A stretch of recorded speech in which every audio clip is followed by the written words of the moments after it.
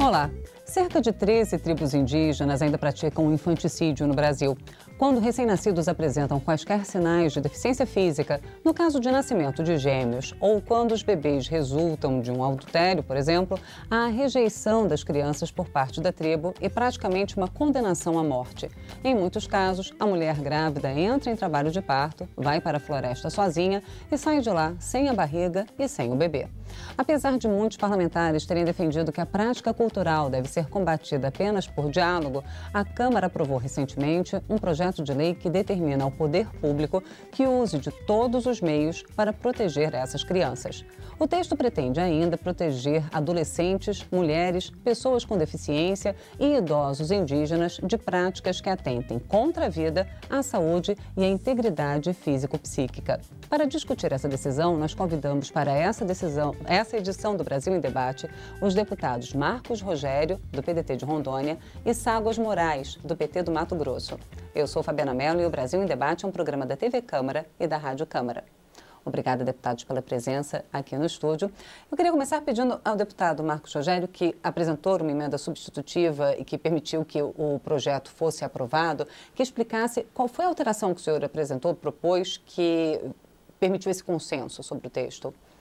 Veja, Fabiano, primeiro um prazer estar aqui e cumprimentar os Ságuas, né, e a TV Câmara por abordar esse tema, que é um tema importante. Esse tema começou a ser discutido no Parlamento em 2005. E, na época, a ideia não era criar um projeto, criminalizar ou criar uma situação positivando essa proteção. Ocorre que, ao longo das audiências públicas e dos debates, chegou-se à conclusão de que era necessário criar uma lei que garantisse essa proteção, não criminalizando o índio, mas garantindo que os atores do Estado que atuam dentro das comunidades indígenas tivessem a responsabilidade de mapear, identificar e, com um trabalho também de diálogo, um diálogo intercultural, pudesse promover a aproximação dos índios com a realidade que é vivida aqui fora com relação à preservação da vida. Então, a partir de 2007, o deputado Henrique Afonso, do PV do Acre, foi quem apresentou esse projeto e ele começou a tramitar na casa. Nesse período, interessante dizer, para ter um resgate histórico aqui, os índios até então não falavam sobre o assunto. Esse era um tabu. Isso acontecia dentro das comunidades e lá ficavam. Os índios sofriam muito com isso. As mães, os pais, a comunidade indígena sofria. Quando a Câmara começou a discutir esse tema, a casa começou a receber aqui dezenas, centenas de índios pedindo socorro. Porque há casos de mulheres que fogem da aldeia. Nós temos vários casos, inclusive aqui em Brasília, com a entidade que dá assistência. E aí, deputado Ságuas, os registros que nós temos aqui da tramitação do projeto, das audiências públicas, dão conta de que índios vieram, ficaram em gabinete de deputado, funcionários da Câmara dos Deputados tiveram que abrigar índios aqui, que vieram de lá trazendo esse pedido de socorro, e a partir da constatação de que era um problema muito mais grave do que se apresentava, a Casa resolveu, então, apresentar um projeto. O deputado Henrique Afonso, ouvindo antropólogos, juristas, indígenas, o projeto foi feito a 4 mãos, a muitas mãos, né? E aí saiu um projeto que, inicialmente, ele tinha a ideia de criminalizar de forma direta a omissão. Né? Porque a figura do índio como autor do infanticídio, o próprio Código Penal já alcança o índio, aquele índio que já teve contato, que já tem consciência do erro que está cometendo. Então não há necessidade de você criminalizar o índio, porque isso já está previsto no Código Penal. O que nós fizemos? No plenário, eu, na condição de relator, eu acolhi 2 emendas, uma emenda do deputado João Campos e outra do deputado Leonardo Quintão, e fiz um substitutivo global, transformando o texto inicial em um novo texto com a ideia mais de orientação, de proteção das comunidades mais vulneráveis, daqueles personagens mais vulneráveis, crianças, mulheres, adolescentes, idosos, criando obrigação para quem lida com o índio, especialmente a FUNAI, que é quem está mais diretamente ligado ao índio, e determinando que a omissão acarretará em punição àquele que se omitir, porque a omissão leva à morte. E eu acho que isso, em pleno século XXI, a gente não pode permitir. E aí, nisso, tanto eu quanto o Ságuas concordamos pelos estudos que fizemos, a motivação do índio em matar, porque infanticídio é um homicídio intencional, só que feito na infância, né? Nos primeiros dias de vida da criança. Então, ele faz isso não é por maldade, não é porque ele não gosta, não quer, ele não quer aquela condição. Se nasceu com alguma anomalia física ou mental, alguma deficiência física ou mental, inclusive aquele lábios lepurinos. Veja, é uma situação tão simples, o Ságuas é médico, hoje tão simples de resolver, mas em algumas comunidades, mesmo aquela situação leva ao infanticídio. Então, eu acho que o projeto foi aprovado por ampla maioria, foi um avanço. Ele não coloca no índio a pecha de criminoso, de homicida, não, nada disso. Mas ele cria uma política de Estado. Mas ele cria uma política de Estado de proteção às comunidades mais vulneráveis. Obrigada, deputado Marcos Rogério. Deputado Ságuas Moraes, o senhor fica satisfeito com esse texto aprovado? Olha, na verdade, nós até gostaríamos que não tivesse nenhum projeto dessa natureza nesta casa. Mas, infelizmente, o projeto original, ele criminalizava o índio, ele criminalizava as entidades que trabalhavam, criminalizava os órgãos que trabalhavam junto com os povos indígenas. Então, eu acredito que o texto do deputado Marcos Rogério, substitutivo dele, tira essa possibilidade da criminalização. Mas o senhor é contrário à existência de um texto? O senhor acha que seria... Na verdade, sim, porque se a gente for levar do ponto de vista da questão cultural, o infanticídio é cultural e ele está reduzindo cada vez mais no Brasil. Os índios, por natureza, são nômades, mas com o passar do tempo, os territórios indígenas foram ficando muito restritos e eles deixaram de ser nômades. Então, quando eles eram nômades, eles tinham que deslocar a grande distância. Qualquer criança com deficiência era um problema, porque essa criança ela não conseguia ter autonomia, ela não conseguia desenvolver depois na adolescência ou quando adulto, desenvolver um trabalho e ter a sua autonomia enquanto pessoa. E aí, ele, além disso, ele necessitava de um cuidado de uma pessoa que já tinha suas tarefas para serem executadas. As comunidades indígenas, por um período muito longo, ficaram muito pequenas. Então, cada um tinha sua tarefa dentro da comunidade. Então, com isso, essa criança com deficiência, ela além de não conseguir desenvolver uma atividade na comunidade, ela tirava mais uma pessoa da comunidade para o desenvolvimento das tarefas, para necessitando dos seus cuidados. Mas a gente percebe que hoje menos de 5% das comunidades indígenas têm a prática do infanticídio. E obviamente que para quem não é da comunidade, isso choca a gente, né? Porque, por exemplo, nós não podemos concordar com nenhum tipo de homicídio, né? Em nenhuma comunidade, em nenhum povo. E aí eu acredito que o Estado precisa é de oferecer mais condições, mais recursos para que esses povos indígenas possam ter a garantia que essa criança com algum tipo de deficiência, muitas delas corrigidas, como disse o deputado Marcos Rogério, lábio leporino, algumas outras deficiências, ele possa também ter condições de viver em comunidade. E aí nós temos que deixar claro que não existe povo que cuida mais das crianças que os povos indígenas. Não existe, eles cuidam muito mais das crianças do que os não índios. Para onde eles vão, eles levam as crianças. O cuidado com a criança é intenso. Então, talvez isso também, de certa forma, levava a essa condição de observar uma criança com deficiência que não conseguisse ter o mínimo de autonomia, que não conseguisse ter essas condições, que levavam ao longo do tempo o infanticídio, que a gente hoje observa que ele está reduzido em menos de 5% dos povos, não temos nem como quantificar muito isso, mas é uma questão residual. Mas obviamente que a partir do momento em que há conflitos, há discussões, quem sabe o Estado com essa proposta possa estar mais presente, possa estar trabalhando na orientação, e o projeto em nenhum momento ele cria a criminalização, né?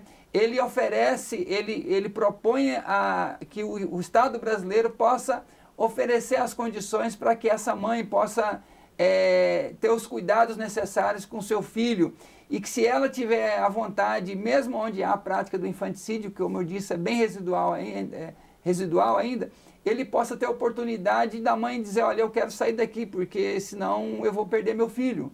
Então ela possa ter essa oportunidade. E depois, no projeto também diz que as próprias entidades, o próprio governo tem que criar as condições para que essa pessoa possa retornar para a comunidade indígena. Então, eu acredito assim, que não haveria necessidade do projeto, porque isso está reduzindo de uma forma bastante acelerada, mas enquanto há essa possibilidade, como tinha um projeto original, que na minha opinião ele era pior pelo fato de criminalizar as pessoas, e aqui ele estava trabalhando na questão da orientação, de fazer com que os órgãos que trabalham com os povos indígenas e o próprio governo brasileiro possa dar conta de orientar as pessoas no sentido para evitar essa prática. Obrigada, deputado Sagos. Agora, deputado Marcos Rogério, como projeto, ele acaba com o caráter discricionário que os agentes do Estado exerciam anteriormente, porque apesar de ser residual, ainda ocorre e cabia a uma decisão pessoal do agente, seja da FUNAI ou do posto de saúde,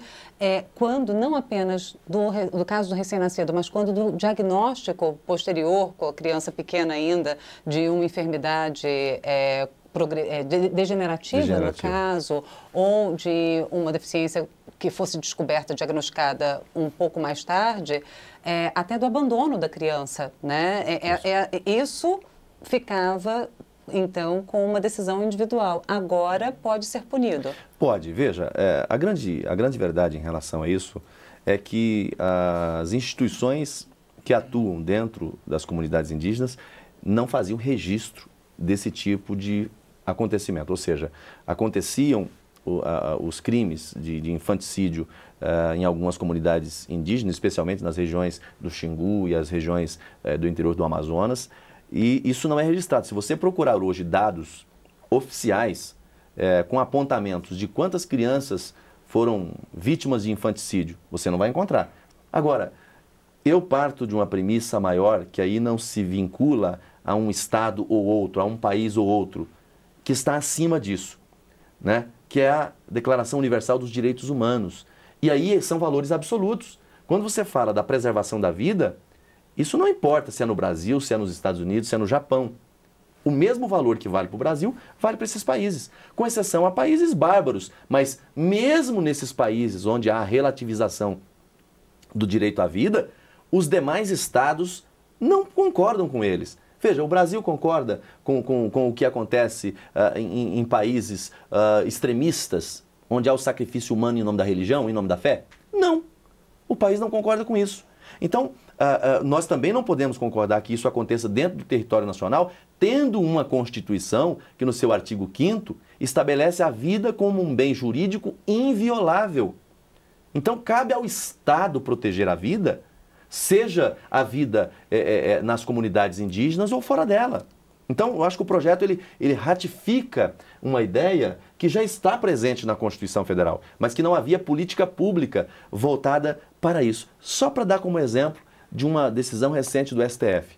O STF, há um tempo atrás, foi questionado sobre a farra do boi e a briga de galo.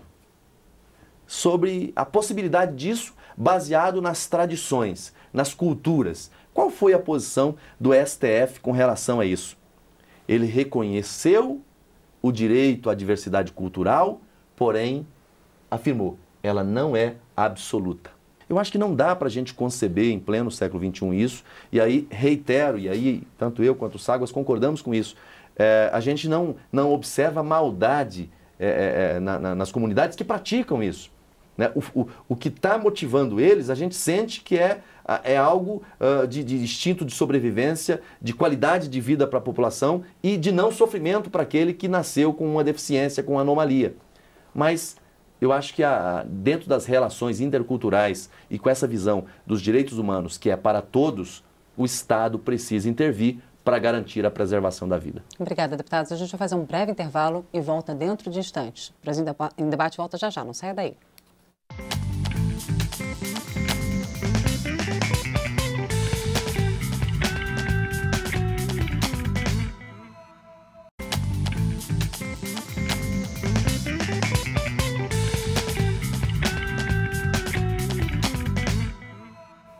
Voltamos a apresentar o Brasil em Debate. O tema de hoje é o projeto de lei aprovado pela Câmara que determina ao poder público o combate ao infanticídio indígena.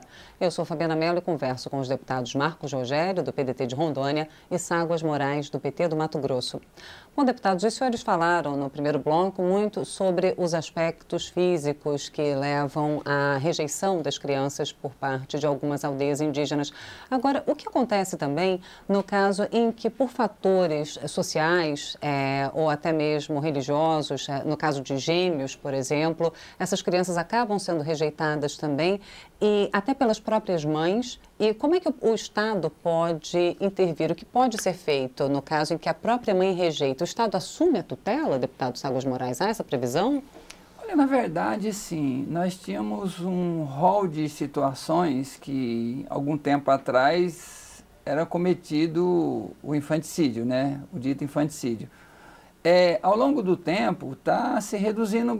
Primeiro que hoje, menos de 5% dos povos existe essa prática. E também, por exemplo, tem algumas situações, se a criança nasce com gemelares, já nem sempre mais, nem em todas as comunidades praticam infanticídio por ser gemelares. Se tem uma deficiência física pequena, também já não tem prática mais. Então a gente percebe que essa prática está residual e está se reduzindo cada vez mais, né? E eu vinha dizendo assim, né, que quando a gente está tratando dessa questão, se a gente tem contato com os povos indígenas, eu tenho muito contato com os povos indígenas, a gente percebe assim, que o cuidado com a criança é muito maior do que junto aos povos não indígenas. Eu digo cuidado como um todo, não é só o fato de estar cuidando da criança, mas para qualquer atividade que eles vão, eles levam as crianças. Se hoje os idosos são respeitadíssimos dentro das comunidades indígenas, são as pessoas detentores do maior saber, coisa que na comunidade não indígena a gente não respeita tanto o idoso quanto ele deveria ser respeitado e nem utiliza da experiência que o idoso tem ao longo da vida. E lá nas comunidades indígenas, os anciãos são assim altamente respeitados e eles dão a palavra final sobre qualquer atividade lá. Se nós observarmos o ritual de funeral indígena, o povo Bororo, por exemplo, eles têm um ritual funeral que dura 9 meses, o funeral completo. Então, assim, é um ambiente, na primeira semana, para tudo na comunidade indígena. Não se alimentam, para tudo, para chorar a morte daquela pessoa que se foi. Então, e aí tem todo um ritual que dura 30 dias, depois tem mais de 2 meses, 3 meses, até chegar ao final do funeral, que dura 9 meses. Então, assim, a gente percebe que eles têm um apego muito forte pela criança, um cuidado especial pela criança, um cuidado especial pelo ancião, pelo idoso, que são exatamente as duas pontas mais vulneráveis da comunidade, né? Então, e aí por isso a gente dizer que essa prática do infanticídio, ela tem sido cada vez reduzida, cada vez ela é residual hoje. Então a gente observa que em comunidades, em locais mais difíceis, em comunidades mais distantes, é que ainda existe essa prática. Então, na verdade, e também, dentre aquelas situações que levavam ao infanticídio, já estão bastante reduzidas também, né? Então, eu acredito que hoje é bem menor a quantidade de situações que levavam ao infanticídio, e acredito que com o projeto, com esse substitutivo do deputado Marcos Rogério, a gente vai ter condições de dialogar melhor. Inclusive, vai obrigar o diálogo, né? Porque, na verdade, como o próprio deputado Marcos Rogério disse, era uma situação meio que ninguém tocava nesse assunto, né? E agora não, agora vai, de certa forma, obrigar as pessoas a debaterem, a discutirem, porque se na comunidade que ainda existe, e há divergências dentro de comunidades que ainda tem a prática do infanticídio, a gente observa que tem algumas pessoas que já não concordam mais. Uhum. Então, isso vai abrir o debate dentro da comunidade indígena. E eles são bons de debate, eles com certeza vão ter a possibilidade do debate, quase que obrigatório agora, e com certeza a gente vai reduzir significativamente essa prática. Obrigada, deputado Sagos. Deputado Marcos Rogério, há essa possibilidade, por exemplo, no caso onde ainda é praticado, nesses 5% residuais, há essa possibilidade, não havendo o diálogo da tutela da criança ser assumida pelo Estado? Sim. Isso hoje já, de certa forma, já acontece com muita dificuldade. Já há casos de índios que foram retirados da sua aldeia e que está sendo assistido por entidades, por adoção por outros índios. Aqui em Brasília, por exemplo, nós temos um núcleo que dá assistência a índios em vulnerabilidade, e o projeto vai assegurar isso de forma positivada, porque ali você tem, a primeira possibilidade é, identificado o risco, né, você vai tentar, com o diálogo, com a intervenção do Estado, resolver internamente. Não resolvido internamente, você tem a possibilidade da retirada dele do ambiente onde ele está. Uma vez retirado do ambiente de onde ele está para um local adequado, vai se trabalhar a possibilidade do reingresso, do retorno, como disse o deputado Ságuas. Se isso não for possível, o Estado, a obrigação do Estado é a preservação da vida desse indígena, ou dessa mãe, ou desse idoso, enfim. Então, o projeto ele tem garantias nesse sentido. E aí uma observação, você, quando fez a pergunta inicial ao Ságuas, falou sobre a questão das crianças que nascem de uma gestação de gêmeos, gemelar, por exemplo. Nós tivemos um caso aqui em Brasília que que chamou bastante atenção. Inclusive, esse pai esteve aqui na Câmara, está gravado nos anais da casa, a participação dele, de um jovem índio que fazia mestrado aqui em Brasília, na UNB. Não sei se o Ságuas tomou conhecimento disso na época. E ele esteve aqui para dar o depoimento dele. A esposa dele, durante o período que ele estava aqui, ficou grávida. E aí a barriga começou a crescer, e ele achou que estava muito grande e ele pediu na época a Funasa que autorizasse a fazer um exame de ultrassom, uma ultrassonografia, para saber como é que estava a gestação. Feita a ultrassonografia, aí o pessoal disse para ele, olha, tá tudo certo, tá tudo bem, fique tranquilo. Detalhe, não disseram para ele que se tratava de gêmeos. Quando chegou o momento dele, da esposa dar à luz a criança, ganhar o bebê, ela foi como todo índio, como toda índia gosta de fazer, ganhar o bebê na sua tribo, no meio da sua comunidade, porque há todo um ritual em torno do nascimento de uma criança. Quando essa criança nasceu lá na comunidade dele, viram que eram 2 crianças, a própria sogra pegou as crianças para matar. E ele veio aqui dizer o seguinte, quem matou meu filho foi o governo. Quem matou meu filho foi o Estado, porque o Estado sabia que a minha esposa estava com gêmeos. E depois o argumento do Estado foi, nós não quisemos dar a ele a informação para ele não sofrer por antecipação. Veja se pode uma coisa dessa. É algo absurdo. E ele veio aqui, quem é que vai devolver o meu filho? Porque das 2 crianças que nasceram, ele ainda conseguiu salvar uma delas. Uma foi morta e a outra salvou. E como é que funciona a tradição em relação a algumas aldeias?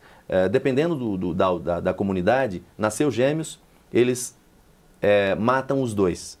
E mata de um jeito cruel.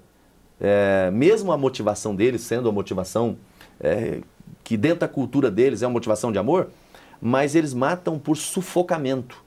Ou é sepultada ou é enterrada viva e mata sufocada, ou mata sufocada com ervas, com raízes, ou por estrangulamento. Por quê?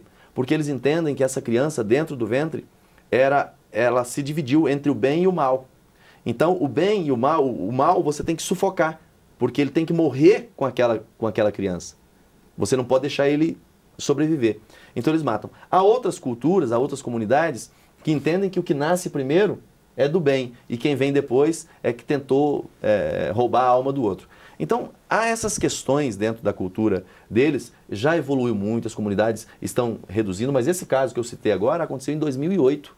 E agora em 2014 já há registros de casos como esse em comunidades da região do Xingu. Então, veja, diminuiu, mas ainda não é uma prática exterminada. O que nós queremos não é só a redução, nós queremos que não aconteça mais isso no Brasil. Eles, na verdade, não sabem o que fazer com a criança que nasce desse jeito. Mas quem está aqui fora e o Estado sabe como lidar com isso. E o Estado tem a obrigação de auxiliar. Auxiliar internamente e, não sendo possível resolver internamente, auxiliar retirando ela daquele ambiente e garantindo a vida dela. No dia da votação aqui no plenário, nós tínhamos ali pelo menos 5 sobreviventes. 5 sobreviventes. Inclusive uma que era a filha de Moadi, que foi a mãe que fugiu da tribo para salvar a filha que nasceu com retardo mental. Teve outra criança que estava ali, que foi enterrado vivo, e que outra criança viu, retirou ele da cova, e depois um grupo de missionários que atuava na aldeia, dialogou bastante e conseguiu a autorização da própria aldeia para retirar a criança e trouxe para cá. E hoje está crescendo, está aqui, está bem. Então, são fatos dessa natureza que a gente quer evitar. E aí, a gente tem que fazer essa distinção, que, assim, A ideia não é criminalizar o índio, porque eles estão baseados numa cultura, numa tradição, que obviamente dentro dessa lógica dos direitos humanos a gente precisa trabalhar para mudar essa cultura. Agora, o que nós não podemos aceitar é que o Estado brasileiro, que tem na sua Constituição a preservação da vida como um objetivo maior, permita que isso aconteça, relativizando o direito à vida com base na tradição. A tradição não é maior do que o direito à vida. A tradição, ela é relativa. Se a gente aceitar isso para as comunidades indígenas, nós teríamos que aceitar isso também para as comunidades religiosas que praticam crimes em nome da fé. E nós não aceitamos, obviamente. Bom, deputados, eu agradeço a participação. O projeto agora vai ao Senado.